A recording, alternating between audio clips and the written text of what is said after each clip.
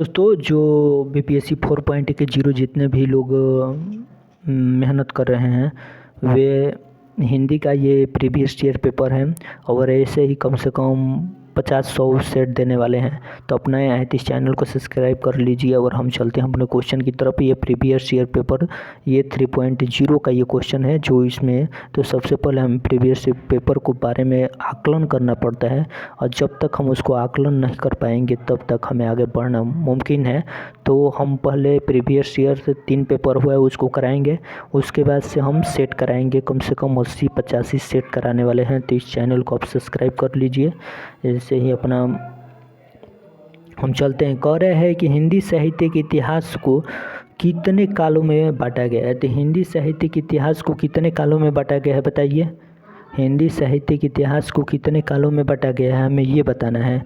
तो हम लोग जानते हैं कि हिंदी साहित्य के कालों को 4 बराबर भागों में बांटा गया है।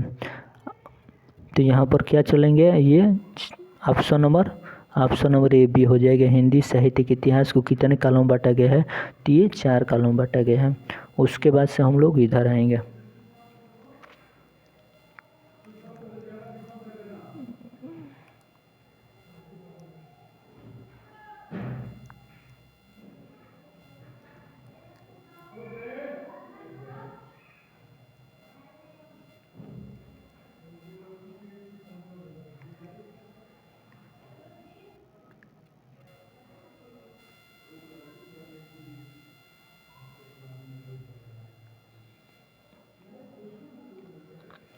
उसके बाद से 71 के बाद से हम लोग 72 नंबर क्वेश्चन पर आएंगे।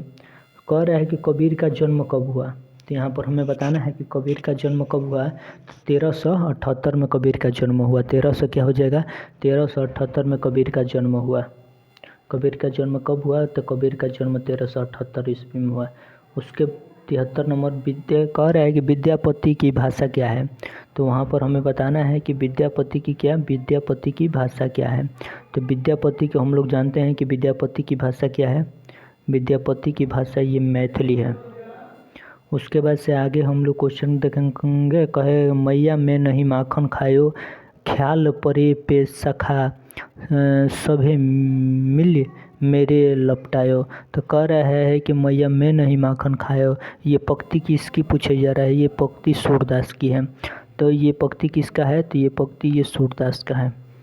मैया मैं नहीं माखन खाओ। कह रहा है कि तुलसीदास चरित्रमानस में कितना है। कह रहा है कि तुलसीदास रामचरितमानस में कितने कांड है। तो ये कितना हो जाएगा, तो ये यहाँ पर 7 कांड है। यहाँ रामचरितमानस में पूछ रहा है कि कितने कांड है, तो ये 7 कांड है। उसके बाद से कह रहा है कि यहाँ पर हम लोग देख लिए कि मैया मैं नहीं सूरदास की हो जाएगा। उसके बाद से यहाँ पर 7 कांड हो जाएगा। यहाँ पर देखिए कह रहा है कि रीतिकाल के कवि नहीं है। यहाँ पर बताना है तो बिहारी या घानानंद रीतिकाल के हैं। और बिहारी और घानानंद क्या है, तो बिहारी और घानानंद ये रीतिकाल के कवि हैं। और जयसी ये भक्ति काल के अंतर्गत आते हैं। जयसी क्या आते हैं, ये जयसी भक्ति काल के अंतर्गत आते हैं। तो यही रीतिकाल में नहीं है। उसके बाद से कह रहा है कि आधुनिक काल का प्रारंभ किस सन से हुआ। तो आधुनिक काल का प्रारंभ हम लोग जानते हैं कि 1850 ईस्वी में आधुनिक काल का प्रारंभ हुआ। उसके बाद से आगे क्वेश्चन कह रहा है कि द्विवेदी युग का नामकरण किसके नाम पर किया गया था। तो द्विवेदी युग का नामकरण आचार्य हजारी प्रसाद द्विवेदी का नाम पर किया गया। आचार्य महावीर प्रसाद द्विवेदी के नाम पर, सॉरी। उसके बाद से हम लोग आगे क्वेश्चन की तरफ चलेंगे। आगे क्वेश्चन कह रहा है कि किस कवि को राष्ट्र कवि से संबोधित किया जाता है। तो बताइए किस कवि को राष्ट्र कवि से संबोधित किया जाता है। जयशंकर प्रसाद को, राम नरेश त्रिपाठी को, मैथिली शरण गुप्त को। तो किस कवि को राष्ट्र कवि के नाम से संबोधित किया जाता है। जयशंकर प्रसाद को, राम नरेश त्रिपाठी को, मैथिली शरण गुप्त को। तो मैथिली शरण गुप्त को ये राष्ट्र कवि के नाम से क्या कि संबोधित किया जाता है, ये मैथिली शरण गुप्त को। उसके बाद सुभद्रा कुमारी चौहान किस रस की कवित्री हैं। तो ये बी रस की कवित्री है सुभद्रा कुमारी चौहान। ये किस रस की कवित्री है, तो ये बी रस की कवित्री है। उसके बाद से कह रहा है कि दुनिया कैसी बावरी पथन पूजन जाए, घर की चकिया कोई न पूजे, जिन का पीसा खाइए कबीरदास की पक्ति है। ये किसकी पक्ति है, तो ये पक्ति कबीरदास का है। उसके बाद से आगे हम लोग ये दुनिया कैसी बावरी, यही कबीरदास के पुष्ट हो जाएगा। यहाँ पर 82 नंबर क्वेश्चन देखेंगे। 82 नंबर क्वेश्चन क्या कह रहा है, कह रहा है कि गोदान किसका लिखा उपन्यास है। तो गोदान किसका लिखा हुआ उपन्यास है, तो हमें बताइए, प्रेमचंद्र का, कमलेश्वर का, जिनेंद्र का। गोदान ये किसका उपन्यास है, तो हम लोग जानते हैं कि गोदान ये प्रेमचंद्र का उपन्यास है। उसके बाद से आगे क्वेश्चन कह रहा है कि शतरंज के खिलाड़ी किस विधा की रचना है। शतरंज के खिलाड़ी ये कहानी है, ये प्रेमचंद्र का शतरंज का खिलाड़ी ये क्या है, शतरंज का खिलाड़ी ये कहानी है, ये कहानी है। तो इसमें नहीं हो जाएगा, ऑप्शन नंबर इसका ई हो जाएगा। उसके बाद से कह रहा है कि पुष्प की अभिलाषा किसकी कविता है। तो यहाँ पर पुष्प की अभिलाषा ये मक्खनलाल चतुर्वेदी की कविता है। ये पुष्प की अभिलाषा ये किसकी कविता है, तो मक्खनलाल चतुर्वेदी की पुस्तक है। ये पुष्प की अभिलाषा मक्खनलाल चतुर्वेदी की पुस्तक है। और उसके बाद से कह रहे हैं आगे क्वेश्चन, हम जाएंगे आगे की तरफ। और पुष्प की अभिलाषा ये मक्खनलाल चतुर्वेदी की पुस्तक है। 85 नंबर पर, यहाँ पर हम 85 नंबर क्वेश्चन पर जाएंगे। कह रहा है कि निम्नलिखित में से उपन्यास कृति का चयन करना है।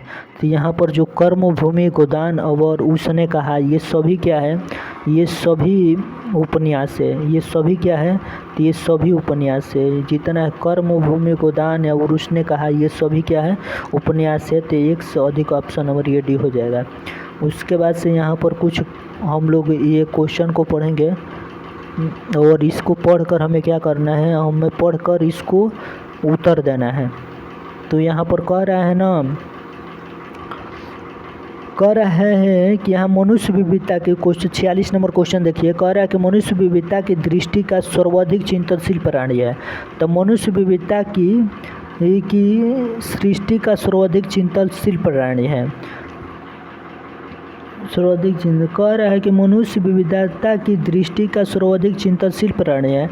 मनुष्य विविधता की दृष्टि का सर्वाधिक चिंतनशील प्राणी है। तो यहाँ पर हमें क्या करना है, मनुष्य विविधता के दृष्टि का सर्वाधिक चिंतन प्राणी है। इनमें किसकी चर्चा की गई है, तो इसमें हम लोग किसकी चर्चा कर रहे हैं, तो इसमें मनुष्य की हम लोग चर्चा कर रहे हैं। इसमें किसकी चर्चा कर रहे हैं, तो इसमें मनुष्य की चर्चा कर रहे हैं कि मनुष्य विविधता के दृष्टि का सर्वाधिक चिंतनशील प्राणी है। इसमें कह रहा है कि इसमें किसकी चर्चा की गई है, तो मनुष्य का। कह रहा है कि प्राकृतिक परिवेश किसके लिए मुस्कुराता है। तो एक बार इसको पढ़ लिया जाए, तो जो आ जाए इसमें प्राकृतिक परिवेश, उस प्रगति के लिए प्राकृतिक परिवेश सदा मुस्कुराता है। उसकी प्रगति के लिए प्राकृतिक परिवेश सदा मुस्कुराता रहता है। क्या कह रहा है, प्राकृतिक परिवेश किसके लिए मुस्कुराता है, तो प्राकृतिक परिवेश हमें बताना है कि मनुष्य के लिए। तो ये मनुष्य के लिए हो जाएगा। प्राकृतिक परिवेश मनुष्य के लिए सदा मुस्कुराता है। तो ऑप्शन नंबर इसके क्या हो जाएगा, ऑप्शन नंबर ये हो जाएगा, प्राकृतिक परिवेश मनुष्य के लिए सदा मुस्कुराता है।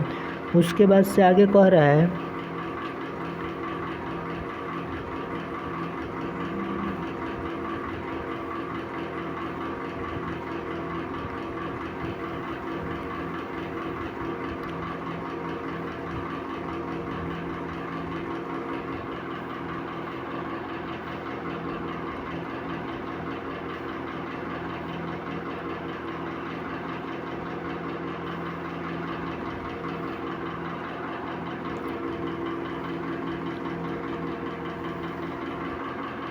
यहाँ पर प्राकृतिक परिवेश किसके लिए मुस्कुराता है, तो मनुष्य के लिए। कह रहा है कि जागरण गीत कौन गाता है, तो हमें बताना है कि जागरण गीत कौन गाता है। तो यहाँ पर जो ही इसमें से कह रहा है कि प्रातःकालीन सूर्य की स्वर्ण किरण जागरण गीत गाता है। प्रातःकालीन हो जाएगा, तो उसमें प्रातःकालीन आया होगा तो वही हो जाएगा। उसके बाद से आगे क्वेश्चन क्या कह रहा है,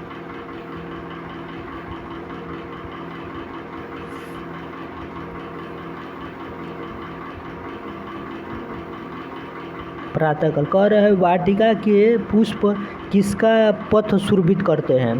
तो वाटिका के पुष्प यहाँ पर इसमें जोड़ा जाए कि वाटिका के पुष्प किसका पथ प्रदर्शित करते हैं। तो यहाँ पर वह प्रातःकाल सूर्य किरणें जागरण गीत गाती है। वाटिका के पुष्प उनका पथ सुरक्षित करते हैं। तो कह रहा है वाटिका के पुष्प उनका पथ सुरक्षित करते हैं।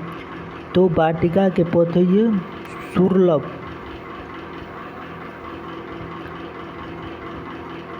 सूर्य हो जाएगा। वैश्वीकरण के मार्ग प्रशस्त होने का क्या कारण है। तो वैश्वीकरण का मार्ग प्रशस्त होने का क्या, वैश्वीकरण 200 दिशाओं में मानव मार्ग प्रशस्त हो चुका है। कल्याण से संबंधित हो जाएगा। किससे संबंधित हो जाएगा, कल्याण से संबंधित हो जाएगा। उसके बाद से आगे हम लोग देखेंगे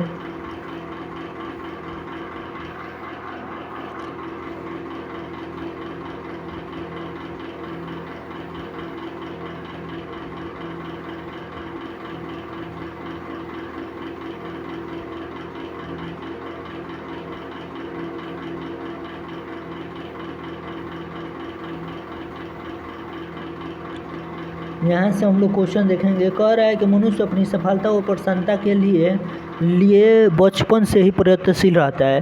तो इनमें किसकी चर्चा की गई है, इसमें किसकी चर्चा की गई है। तो इसमें प्रयत्न का चर्चा किया गया है, सफलता का कि प्रसन्नता का।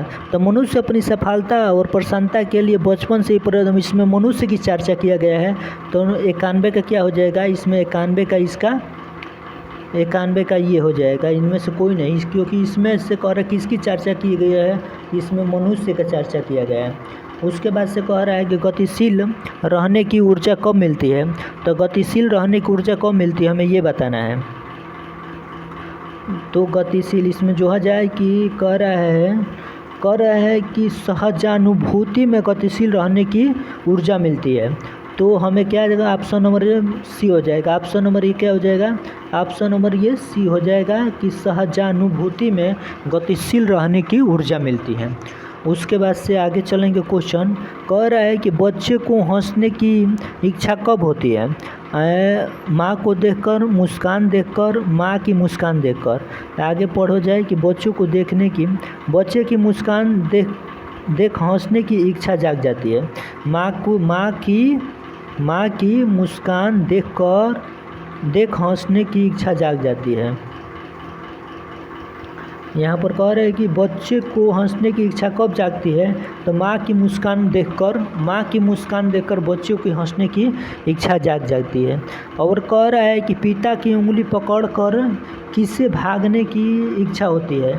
तो पिता की उंगली पकड़कर किसे भागने की इच्छा होती है, पुत्री की, दोस्त की।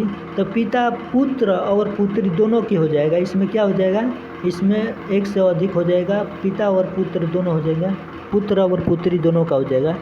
और यहाँ पर कह रहा है कि सरस्वती के उपासक कैसे बनते हैं। कह रहा है कि सरस्वती के उपासक कैसे बनते हैं। तो साहित्य चर्चा और साहित्य सृजन से, साहित्य चर्चा और साहित्य सृजन से ये सरस्वती के उपासक बनते हैं। उसके बाद से आगे हम लोग चलेंगे, आगे क्वेश्चन देख लेंगे।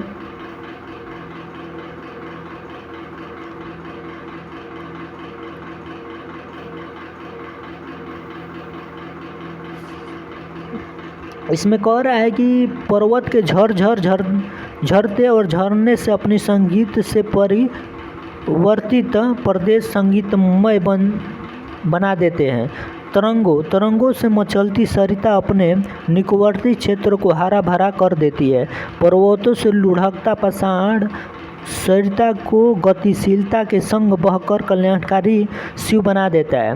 वनस्पतियों के बीच पक्षियों का संग पाकर दूर दूर पहुँच कर मचलते लता गुल्म और वृक्ष बन जाते हैं। बसंत की भीनी हवा कलिया के ओठों पर मधुर मुस्कान ला देती है। तो पर्वतीय प्रदेश संगीतमय कैसे बन जाते हैं। तो पर्वतीय प्रदेश संगीतमय कैसे बन जाता है। तो ये झरने से कि झरने के झरझर से कि झरने के संगीत से। ये पर्वतीय प्रदेश संगीतमय कैसे बन जाता है? तो ये झरने के झरझर से। ऑप्शन नंबर क्या हो जाएगा? तो ये झरने के झरझर से, ये नहीं, झरने के संगीत से, ये झरने के संगीत से क्या होता है? पर्वतीय प्रदेश संगीत में बन जाता है, झरने के संगीत से। उसका कह रहा है कि सरिता का निकटवर्तीय क्षेत्र हरा भरा कैसा हो जाता है? तो ये सरिता की निकटता से और सरिता के मचलने से ये हरा भरा हो जाता है। तो ये दोनों हो जाएगा, सरिता के निकटता से और सरिता के मचलने से ये हरा भरा हो जाता है। ऑप्शन नंबर क्या हो जाएगा? ऑप्शन नंबर ये डी हो जाएगा। उसके बाद से कह रहा है कि पत्थर से शिव बनने का क्या अर्थ है? तो पत्थर से शिव बनने का अर्थ होता है सुंदर रूप पाना, चमत्कार होना, कल्याणकारी होना। तो कह रहा है कि पत्थर से शिव बनने का अर्थ होता है सुंदर रूप पाना, चमत्कार होना, कल्याणकारी होना। तो क्या हो जाएगा? ये कल्याणकारी होना हो जाएगा। पत्थर से शिव बनने का क्या अर्थ होता है? कल्याणकारी होना। उसके बाद से कह रहा है कि वनस्पतियों के नए लताएं गुल्म दूर दूर कैसे पहुँचते हैं? तो ये हमें बताना है कि कैसे पहुँचते हैं।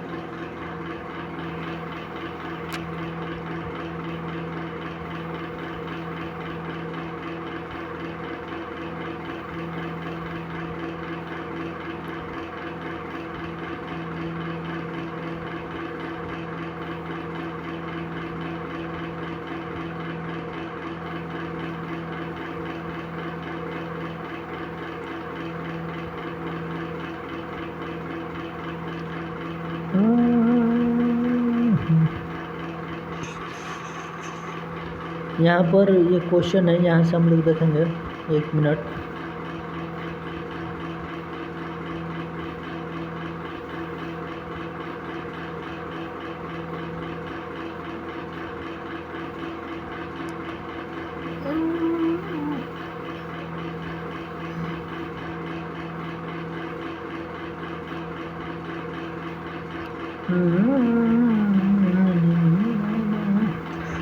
एक 111 नंबर क्वेश्चन से हम लोग देखेंगे। जो ये कुछ क्वेश्चन है वहाँ से पैराग्राफ है उसको देख लीजिएगा।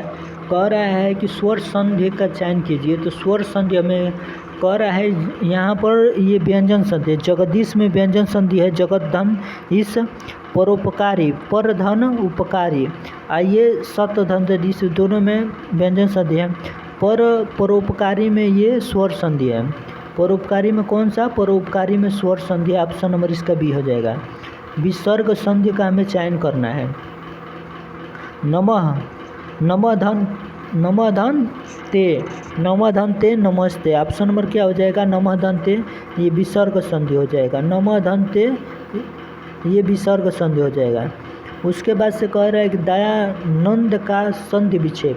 दया धन नंद में ये क्या हो जाएगा? दया धनंद, ये दयानंद का संधि विच्छेद हो जाएगा। ठीक, दया धनंद, दयानंद। उसके बाद से आगे चलेंगे हम लोग क्वेश्चन। ठीक है।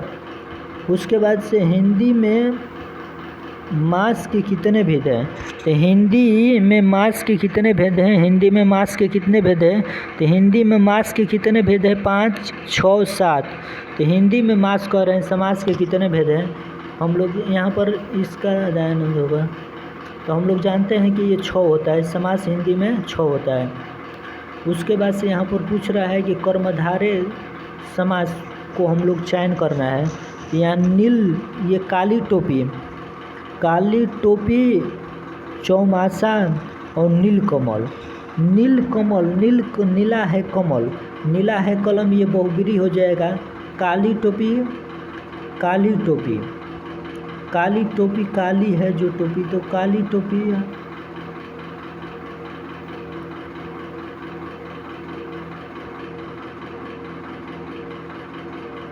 ये काली टोपी क्या हो जाएगा? काली टोपी कर्मधारय समास हो जाएगा।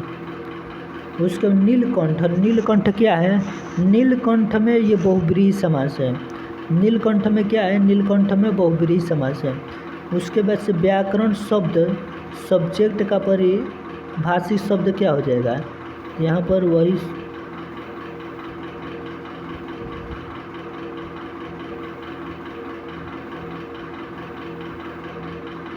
कह रहा है कि व्याकरण शब्द सब्जेक्ट का हिंदी रूपांतरण क्या हो जाएगा, तो ये विषय हो जाएगा, संदर्भ हो जाएगा, कर्ता हो जाएगा। तो क्या हो जाएगा, तो ये विषय हो जाएगा, संदर्भ, कर्ता। ये व्याकरण के शब्द सब्जेक्ट का हिंदी रूपांतरण क्या हो जाएगा, तो ये कर्ता हो जाएगा।